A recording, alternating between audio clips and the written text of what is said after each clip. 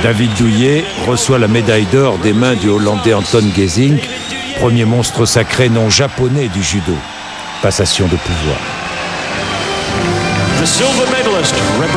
Avec Shinohara ce jour-là, c'est tout le Japon qui pleure.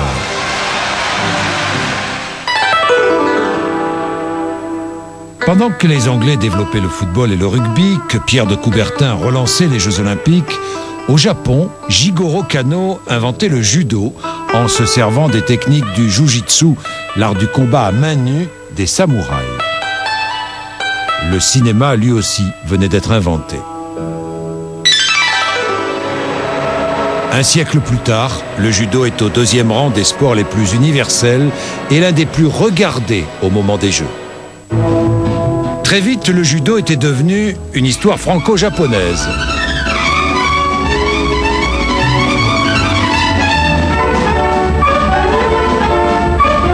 En France, cette version japonaise de David, terrassant Goliath, avait fasciné Monsieur Tout-le-Monde, mais aussi et surtout les grands esprits de l'époque.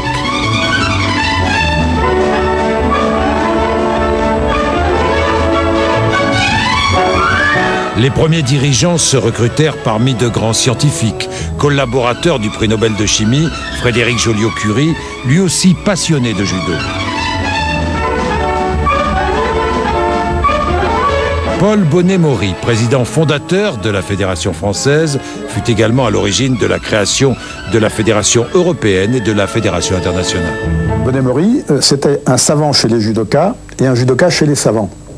Parce que c'est vrai que la personnalité de Paul Bonnet-Maury valorisait le judo, ça le crédibilisait effectivement. On disait si quand même quelqu'un de son niveau s'intéresse au jujitsu, le judo, jujitsu, c'est que c'est quand même quelque chose de sérieux. Après la guerre, ce qui a fait, je crois, le fantastique développement, c'est le nombre de professeurs. Car dès qu'on était ceinture noire, on ouvrait un club de judo. C'était un moyen de gagner sa vie, d'une part, et puis c'était un moyen de transmettre un amour, de transmettre des choses que l'on savait à d'autres. Et il y a eu, entre 1947-48 et 52-53, quantité de clubs qui se sont ouverts dans toutes les villes de France, à l'étranger, c'est des professeurs français qui allaient à l'étranger, et il s'est ouvert des centaines de clubs. Et comme ça, on voyait fleurir partout, judo club, etc. Et là, ça a été un développement absolument fantastique. En bons élèves, les judokas français se sont longtemps demandé comment rattraper les maîtres japonais.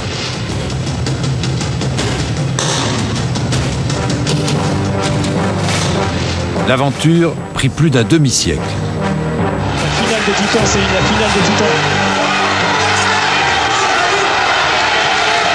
Qui posera les mains le premier, qui va attaquer, qui va faire tomber. Et il est bien placé David là, mais il est attendu par le japonais, il lance, attention au contre. Le japonais qui subit, en tout cas. Yuko. Et le japonais debout. Yuko pour David. Les arbitres ne sont pas d'accord, c'est vrai que c'est l'attaque du français contre Yuko.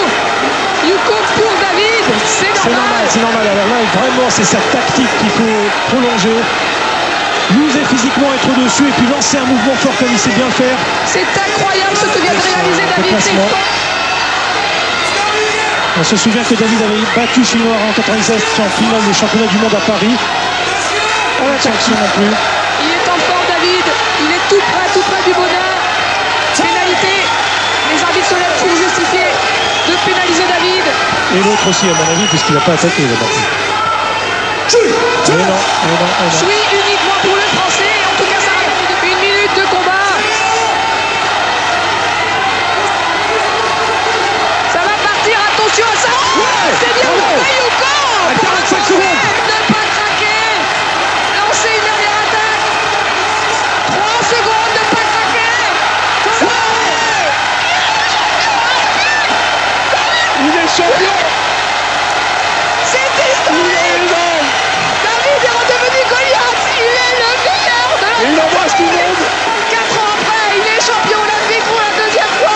le plus gros palmarès du judo au monde. Mesdames et messieurs, le vainqueur de la médaille d'or, représentant la France, David Douillet.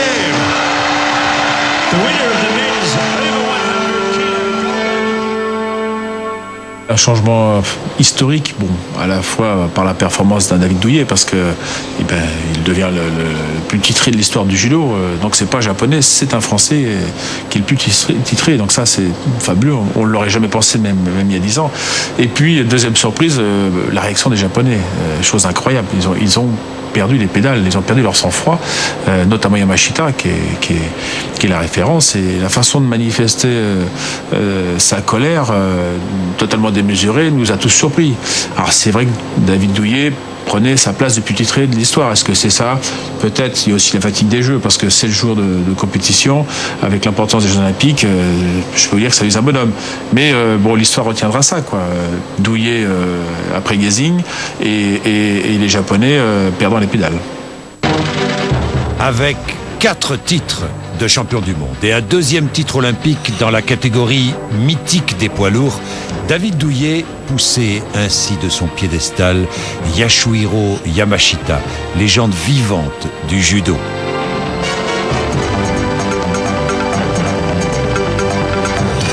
Au centre de la polémique, cet instant du combat.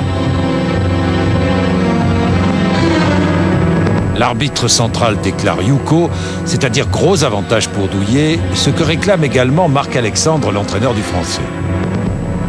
Un arbitre de coin, en revanche, accorde Ippon ou victoire totale à Shinohara, qui ne doute pas de son succès, tout comme son entraîneur Saito. D'un point de vue professionnel, sans passion pour l'un ou pour l'autre, je crois que la décision, ça devait être nulle. Nul dans ce contexte. Après, il y a eu des autres choses qu'on doit juger. Mais je pense que ce n'était pas Yuko pour David, et ce n'était pas non plus du tout les ponts qu'on demandait pour M. Shinohara. Je peux vous dire que j'avais revu peut-être 200 fois la cassette, une autre cassette et une autre pour devenir, comme je dis, d'une façon professionnelle, pour faire un jugement correct. David, il perd les contrôles dans son action, disons, initiale, parce que la technique c'est de Douillet, mais il y a un moment qu'il perd les contrôles et qu'il tombe. Alors Shinohara, et je peux vous dire que des points de vue technique, il contrôle l'attaque, mais il ne projette pas à David, parce qu'il est dans une position pratiquement impossible. Aujourd'hui, les passions se sont apaisées, même si au Japon, le souvenir de cette finale reste vivace.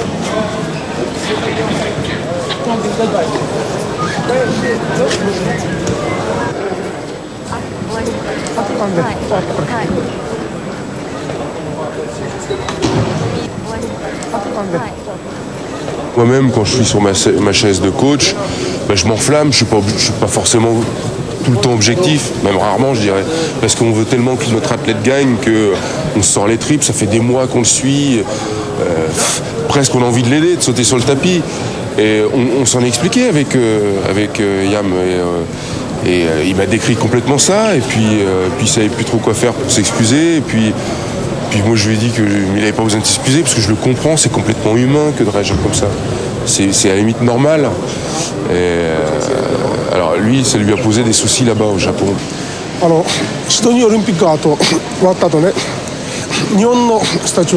Lors des derniers Jeux Olympiques, beaucoup de Japonais ont eu un sentiment de rancœur à l'égard de Douillet. Pourquoi cette attitude? Les médias y sont pour quelque chose. À la télé, les présentateurs ont réagi avec trop d'émotion, en disant que cela était injuste et partial, ou que Douillet était lâche, etc. Et beaucoup de Japonais qui le connaissent peu y ont cru. Mais après, il est venu au Japon, avec courage d'ailleurs, ce qui impressionne déjà les Japonais. Là, il a parlé, expliqué. Et les gens ont été convaincus que Douillet est un judoka extraordinaire, un vrai champion.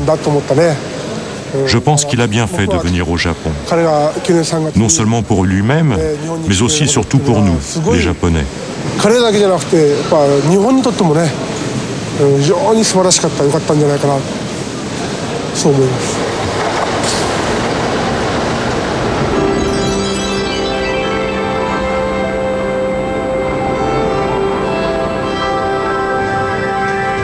Shinichi Shinohara est aujourd'hui entraîneur dans son fief de Tenri, au sud du Japon. Cette finale de Sydney garde toujours pour lui un goût amer.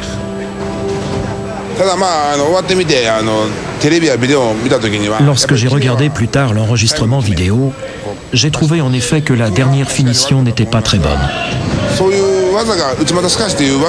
Il y a une technique qui s'appelle Uchimata Sukashi. Ma manière de l'exécuter est un peu différente de celle des autres. Il est donc très difficile de la reconnaître. Quand j'ai porté cette prise, je pensais qu'il y avait ippon.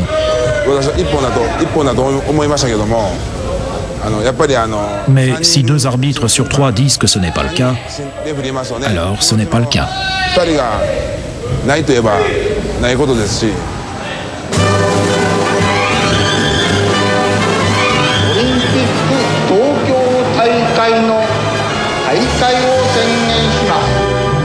Ce traumatisme provoqué par la victoire de David Douillet avait eu un précédent avec Anton Gesink.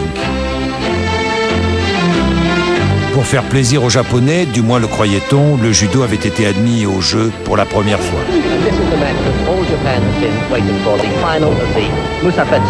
Alors quand il bat Kaminaga en finale, il le bat 2 fois d'ailleurs. Il le bat dans les éliminatoires, et puis c'était pas prévu, mais ça a gêné quelque part les Japonais que le Kaminaga soit pas en finale. Alors on modifie en cours de route le règlement de cette catégorie-là aux Jeux Olympiques pour repêcher Kaminaga, on le remet dans l'autre tableau et après il va en finale.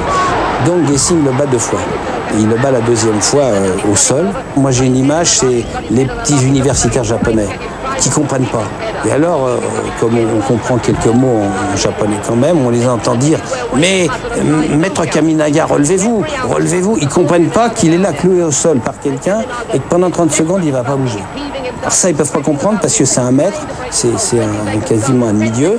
Kaminaga au sol qui bouge pas, c'est pas possible. Et alors après, évidemment, ils s'en rendent compte et il y a le hippon de... Et là, alors c'est l'effondrement, tout le monde pleure. Et le lendemain, c'est vrai, Matsumoto, qui est entraîneur de l'équipe du Japon, se fait tondre à ras les cheveux parce que c'est comme ça. C'est un deuil national, c'est un séisme dans la culture japonaise, puisque ce Japon-là, à ce moment-là, au tournant des années 64, devient la 3e économie du monde. Et s'il devient la 3e économie du monde, c'est, pense-t-on à l'époque, parce qu'on applique l'âme japonaise, l'esprit du Japon au travail, par exemple. Donc, que quelqu'un vienne de l'extérieur pour l'emporter en judo est quelque chose qui interroge et qui attriste énormément les Japonais. On est retombé sur ses pieds quelque part en disant que Gesink, c'était peut-être un Hollandais. Quelle masse, quelle taille cet homme, ce géant. C'était un Hollandais, mais qui avait été nourri à la mamelle de la culture des arts martiaux japonais. Il avait vécu 8 ou 10 ans au Japon. Avec David Douillet, donc bien des années plus tard, arrive un homme qui n'a pas été formé véritablement comme Gesink à l'école japonaise, même s'il y a fait des stages, même s'il y est allé, mais c'est un produit, je ne sais pas si on peut parler comme cela, c'est un produit de l'école de judo française. Donc une culture radicalement différente, apparemment peut-être, de la culture japonaise, arrive à produire des David Douillet. Donc c'est quand même quelque chose de tout à fait étonnant pour les Japonais. Mais avant d'en arriver là, ce fut un long parcours du combattant. Chaque venue d'un champion japonais en France montrait le chemin qui restait à parcourir. Matsuda au championnat du monde, qui bat tout le monde avec Uchimata à gauche. Il me bat moi aussi. Et avec ça, il a battu Brondani en France, il a battu Koch, c'est-à-dire il a battu tout le monde. Un garçon de 65 kilos qui bat l'équipe de France en ligne pratiquement, quelques années après.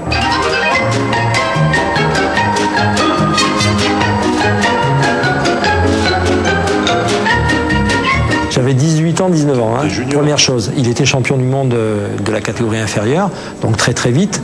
Mais je veux dire, je fais Sode Tsuriko Migoshi, et là, en fait, je sens plus rien. Je me dis, il y va. Et je me le replace entre les jambes. Et là, ça a explosé. Fabuleux judoka extraordinaire.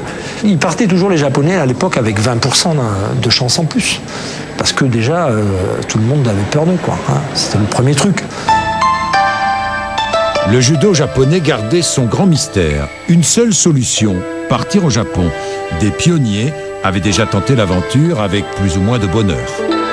J'étais champion d'Europe, j'étais deuxième dan, et puis on m'a remis d'abord ceinture blanche, et je n'allais pas mieux. Quand je suis arrivé, il y avait des enfants, je travaillais avec des gosses, 15-16 ans, bon ben ils me mettaient sur les fesses sans arrêt, ils me plantaient pas vraiment sur le dos, mais sans arrêt, je tombais sur les fesses.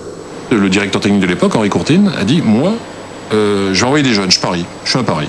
Bon, pour l'instant, on ne gagne pas, je vais prendre une génération de jeunes, j'avais 18 ans, je suis parti, c'était en 68.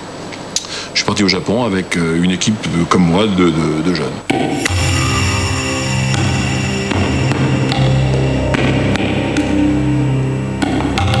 Là, on a souffert. Bon, j'ai même des photos inquiétantes, hein, où on voit nos 12 ou 13 combattants qu'on était à l'époque. Et ben, il y avait à peu près la moitié en béquille, quoi. Mais bon, on a eu des bras cassés, coups de déboîtés. On a eu vraiment défendu notre peau. On défendait vraiment notre peau. Quand on dit qu'on défendait notre peau à cette époque, c'était vraiment notre peau en permanence.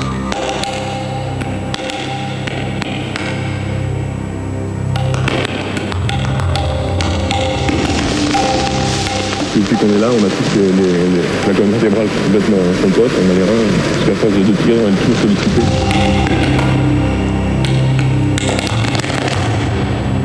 J'avais des bleus énormes sous les coudes. Bon, j'étais pas mauvais quand même, puisque j'avais des titres qui avaient prouvé que je pouvais faire quelques résultats. Et là, je subissais 100-150 chutes par entraînement, et je marquais 4 ou 5 fois. C'était assez dur.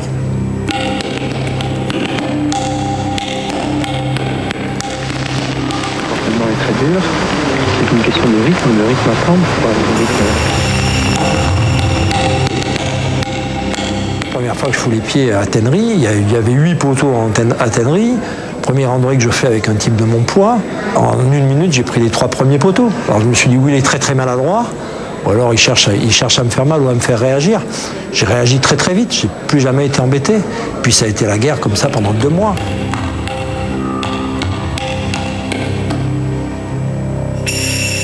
J'ai vu les copains pleurer, j'ai pleuré moi-même, et on a vu ces Japonais se précipiter sur nous. Ils étaient 200, 300 en face de nous, et nous 20 ou 15 de l'équipe de France. Ils se battaient pour combattre avec nous, mais c'était aussi la règle du jeu. Fallait l'accepter comme tel, et quelquefois ça finissait par éventuellement de mauvais gestes. Les Japonais, je dois dire, bon, c'est vrai qu'ils étaient poussés par leurs entraîneurs. Ils n'avaient pas le droit de perdre avec nous. On avait, je prends Jean-Jacques Mounier par exemple, qui était un 60 kg qui était avec nous. Il y avait 1000 mètres carrés de tapis, et sur les 1000 mètres carrés de tapis, il y avait 2 mètres carrés de plancher. Et lui tombait toujours sur le plancher à côté du tapis. Et toujours sur le plancher à côté du tapis. Les coups de bâton, les coups de bambou, je les ai connus aussi. Aujourd'hui, ça n'existe peut-être plus. Si quelqu'un craquait, pleurait sur le tapis, refusait, il était méprisé. C'était encore pire. Et par contre, ceux qui allaient jusqu'au bout, et c'était cette équipe, hein, donc cette équipe qui est partie au Japon, nous on a eu 50% de déchets pratiquement sur cette équipe. Et il y en a 50% qui ont arrêté le judo pratiquement après. Et le reste, bon, c'est l'ossature de l'équipe de France des années 70 à 80. À Tenri, les judokas français purent apprécier une petite merveille japonaise, Shozo Fuji. Il deviendra 4 fois champion du monde et la bête noire de Jean-Paul Coche.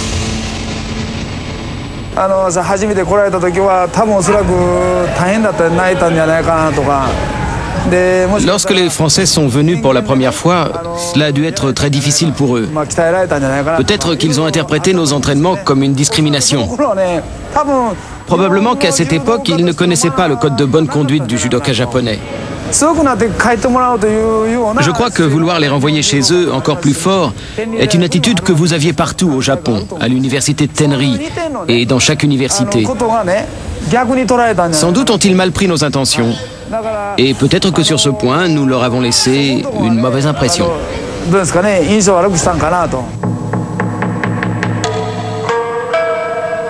Isao Okano, ancien champion olympique et champion du monde, était un entraîneur redouté et redoutable durant ses stages. Pendant sa carrière, il était le petit qui battait les gros.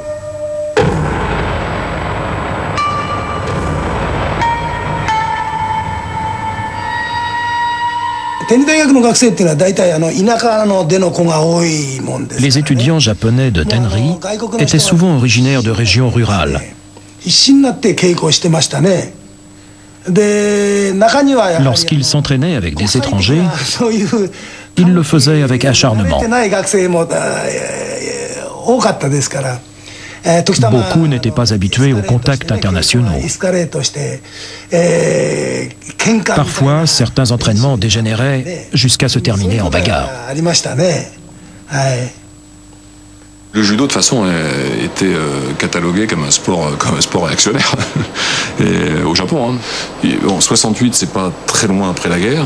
On allait même dans des campagnes reculées où ils n'avaient pas vu un blanc depuis la guerre. Ils avaient subi Hiroshima, nous on était sur le contre-coup. Quand on est arrivé, on était obligé de se justifier dans la rue en disant no American, no American, parce que on était vraiment considérés comme des Américains, les oppresseurs, etc. Donc c'est entre ça, cette haine de l'Américain et finalement cet amour de l'Amérique, parce que c'est pour eux les Occidentaux sont des Américains. Le Japon a fait peut-être en 20 ans ce que nous on a fait en 100 ans comme évolution. C'est vraiment phénoménal.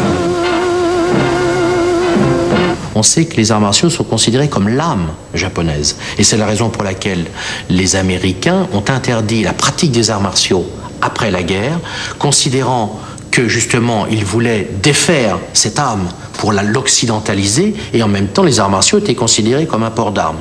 Pendant quelques mois, les Japonais n'ont pas pu pratiquer le judo. Et puis la guerre froide avançant, les criminels de guerre, certains, ont été libérés des prisons, les Japonais sont devenus des fidèles alliés des Américains dans cette zone-là. Si on imagine une carte de géographie de l'extrême-orient, toute la région devenait rouge, communiste si j'ose dire, avec la Chine, Mao Tse-tung, avec la Corée, avec le Vietnam qui avançait. Et il y a énormément de personnes qui au Japon ont milité pour que le Japon devienne socialiste après la guerre. Donc les Américains se sont dit, mais alors le Japon peut basculer aussi dans le socialisme. Donc quelque part, tous ces gens qui ont été les ennemis d'hier pour les Américains sont devenus les croisés et les alliés des Américains contre le socialisme et le communisme dans la région. Et ce qui fait que ces gens-là qui défendaient aussi les arts martiaux ont pu, disons, œuvrer et dire aux Américains, il faut quand même que nous puissions retrouver notre liberté de manœuvre et notre culture japonaise, qui n'est absolument pas opposée.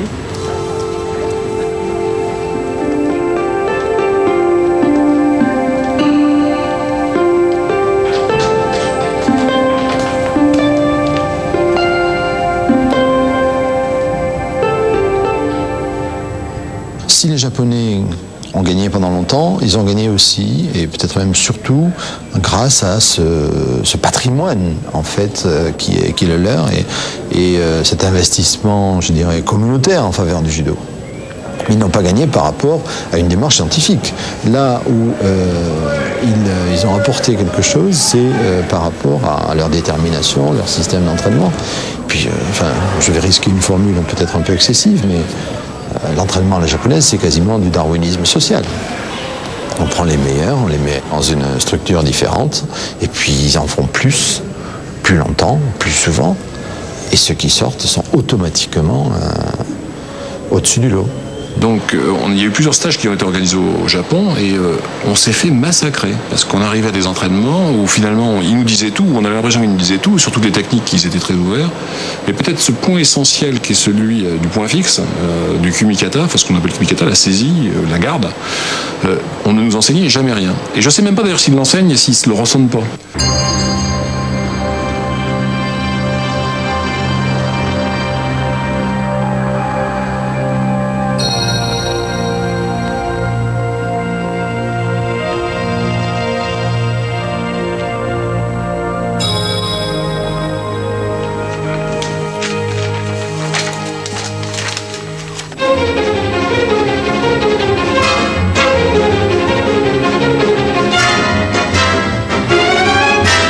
Les secrets du kumikata avaient été révélés à Anton Gesing par son maître japonais Matsumoto.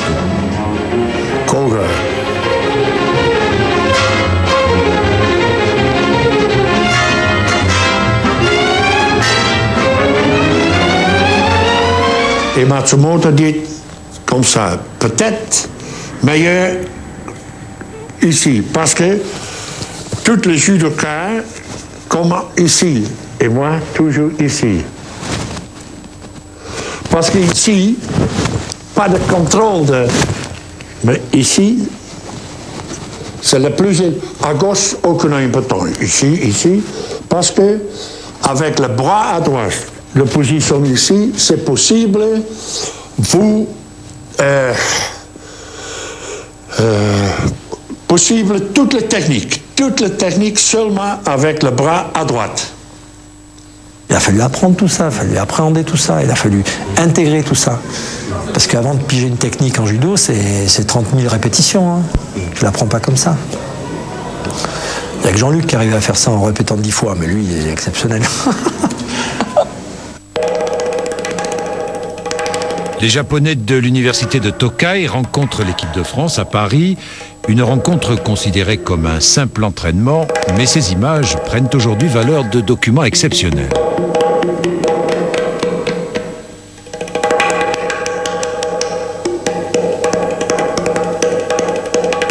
Ils avaient un jeune, poids lourd, pas mal. Et je dois dire que le premier combat que j'ai fait, j'étais un peu prétentieux. Je disais, c'est un jeune, je vais pouvoir le manier assez facilement. Il m'a cloué au sol. C'est la première fois que je me fais battre au sol, là. Et surtout par un Japonais. Et j'étais un peu ridicule.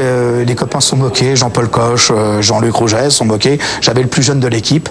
Mais après, ça donnait Yamashita. Le Japon venait enfin de trouver le poids lourd qu'il attendait depuis 15 ans. J'étais lycéen en première année et je me suis dit, tiens, même avec les étrangers, je ne suis pas si mauvais que ça. Pour moi, c'était surtout une bonne occasion d'échange avec des judokas de différentes cultures. Sato, champion du monde en face de moi, là, donc on n'a même pas de... Et je fais une passe de grave à un champion du monde et je m'aperçois que ces Japonais peuvent tomber en compétition officielle. Peut-être que le déclic là, pour les championnats du monde de 75, qui était une année ou deux après, ben, c'est là qu'il est venu. Et je ne sais pas pourquoi, en 75, au championnat du monde de Vienne, tous les Occidentaux ont tiré la bourre aux Japonais. On est arrivé en finale avec des Japonais qui étaient moins frais. Moi, quand j'ai attaqué sur le Japonais qui tombait, j'étais le premier étonné. En finale des championnats du monde, ma première attaque, le Japonais tombe. Ma deuxième attaque, le Japonais tombe. C'était étrange de tomber sur un Japonais qui était fatigué, quoi, qui était usé. Quand on arrivait contre un Japonais en finale, il était exceptionnel. Il y avait des années-lumière de différence. Et là, j'ai trouvé moyen. Tu restes collé au gars, toujours avec le bassin. Le bassin collé. Attention, étranglement. Il faut prendre le réveil. Attention, Ochi. Pousse.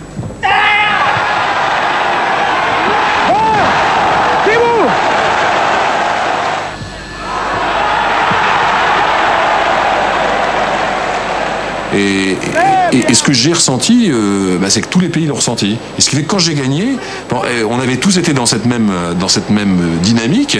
Et bon, l'entraîneur russe vient me saluer, me féliciter comme s'il avait été français. Les Anglais sont venus. Vraiment, c'était une libération. On avait l'impression qu'on avait libéré l'Occident de cette espèce de poids ou je sais pas, d'oppression que l'on avait interne, d'inhibition de tout ce que l'on pouvait faire. Je crois que 75 pour nous a été une prise de conscience. Ça a été complètement différent. Tu veux t'asseoir ? Jean-Luc, bravo.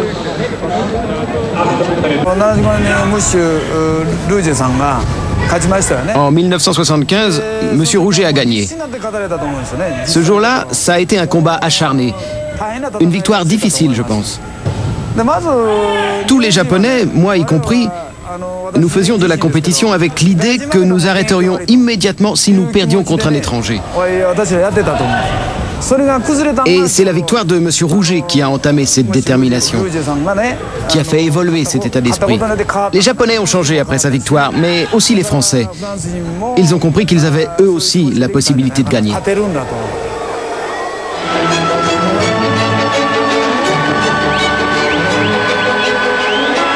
Toute une génération de judokas français allait s'engouffrer dans la brèche ouverte par Jean-Luc Rouget.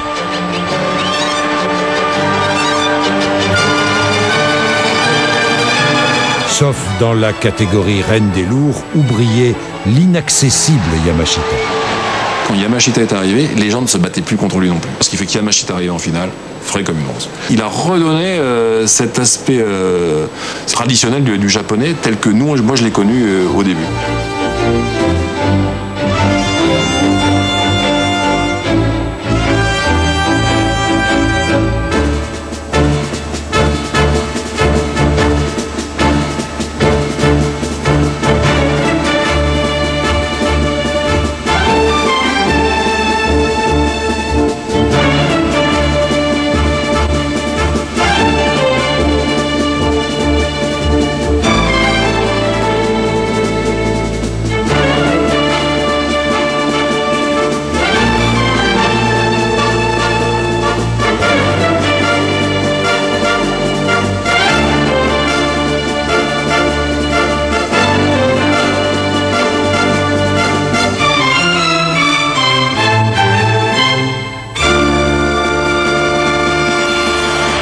Jean-Luc Rouget, de tous les adversaires de Yamashita, fut le seul à ne pas être battu avant la limite du combat. Pendant ce temps-là, David Douillet grandissait et le judo français avec lui. Ces anciens qui n'arrivaient pas à faire chuter un japonais de tout un stage qui durait un mois ou deux, à notre époque, ça n'était plus monnaie courante, même en étant très jeune junior. Et je dirais même sans trop de prétention que lors de stages juniors, la machine était plutôt inversée, quoi. Et les jeunes japonais n'ont plus envie de souffrir, ils ont envie de vivre. Il y a une sorte d'hédonisme qui se développe au Japon, surtout depuis les années de la bulle économique des années 90. Et les jeunes japonais, ils trouvent ça vraiment très très vieux jeu. Est-ce qu'on peut se poser la question de savoir si, dans quelques années, eh bien, on ne sera pas remis en cause la place des arts martiaux au sein de la culture japonaise? Et il y a des écoles où véritablement on ne fait plus du tout d'arts martiaux parce que c'est, diront les jeunes japonais, furukusai, c'est-à-dire ces vieux jeux. Je dirais que la rupture, il faut aussi la voir par rapport à une conception de l'activité. Les Français, presque le peuple français, s'est approprié le judo. On a fait une chose typiquement tricolore dès les années 50, à la fois par des règlements, par des statuts, par une volonté d'être amoureux du judo, amoureux d'une discipline, mais spécifiquement français. Il y a des courants traditionnalistes qui sont pro-japonais, mais la majorité est inscrite dans une volonté d'indépendance. Tu sais ce que je faisais quand j'étais gosse, quand je gagnais un championnat, quand j'ai commencé à gagner le championnat de Seine-Maritime? J'ai pris une carte, j'ai regardé la Seine-Maritime, la superficie, etc., les limitations, je me suis dit, je suis vraiment fier parce que je suis champion de tout ça. Après, ça a été la Normandie. J'ai repris ma carte, toujours pareil. Je me suis dit, bon, c'est chouette, je suis champion de tout ça maintenant. Et puis un jour, tu prends la carte et puis tu as toute la France. Tu te dis, c'est le pied, quoi. T'es le champion de toute la France, quoi, avec tout ce que ça comporte. Et puis un jour, tu le fais plus. Et un jour, c'est ta grand-mère au téléphone qui dit, dis donc, mon petit-fils, eh ben ce matin, j'ai pleuré. Ah bon, pourquoi, mamie? Ben parce que je suis tombé sur le planisphère et je me suis dit, mon petit-fils, il est champion de tout ça. Et là, moi, j'ai pleuré. C'était extraordinaire.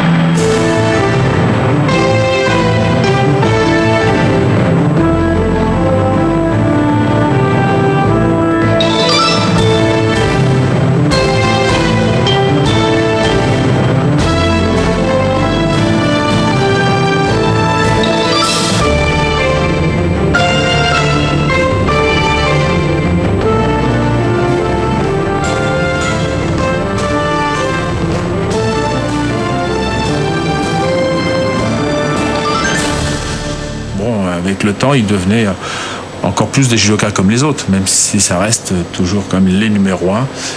Je crois que depuis cette époque-là, on a raccourci l'écart et la France aux Jeux d'Atlanta, aux Jeux de Sydney, au Championnat du monde à Paris, a terminé deuxième nation, juste derrière les Japonais.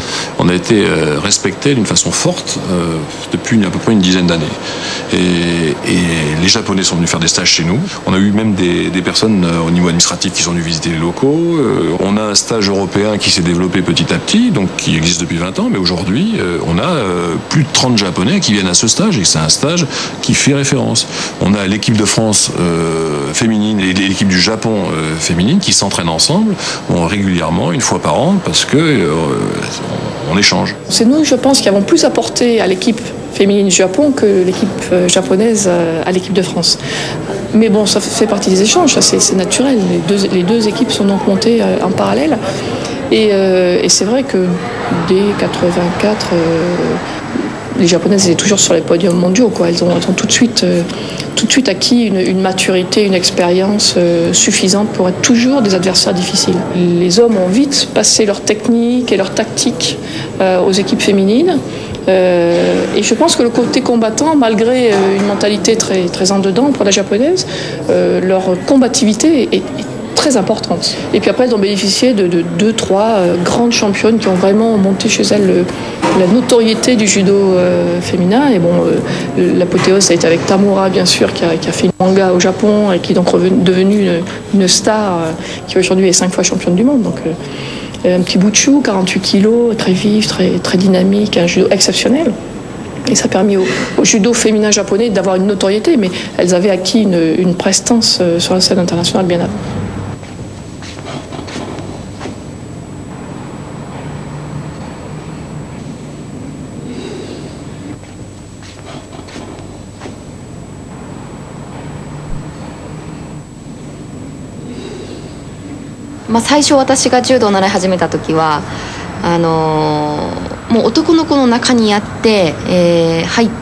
Lorsque j'ai commencé le judo, c'était un monde de garçons et il était donc normal pour moi de m'entraîner avec les garçons et de participer aux compétitions avec eux.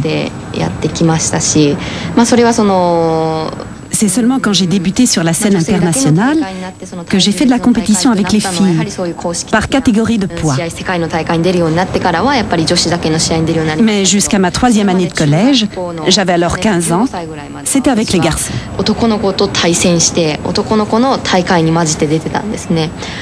Je pense que c'est bien parce que nous, on n'a pas encore eu ce phénomène en France d'une femme qui explose tout et puis qui devient la super vedette. Donc je pense qu'elle a dû faire évoluer le statut de la femme au Japon et je crois que c'est génial. Hein,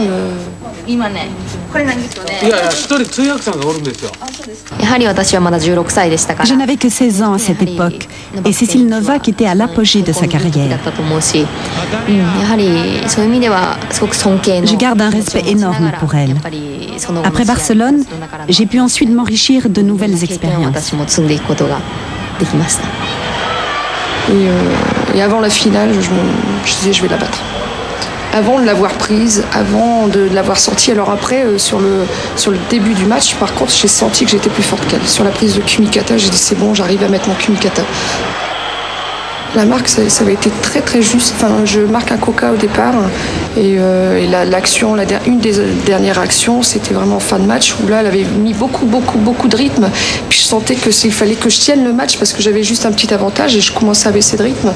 Et puis elle m'a fait pareil un mouvement qui n'était pas complètement contrôlé parce qu'elle devait être fatiguée. J'ai ramassé la jambe et puis deuxième coca.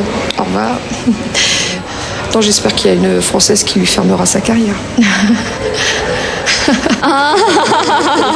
Merci beaucoup.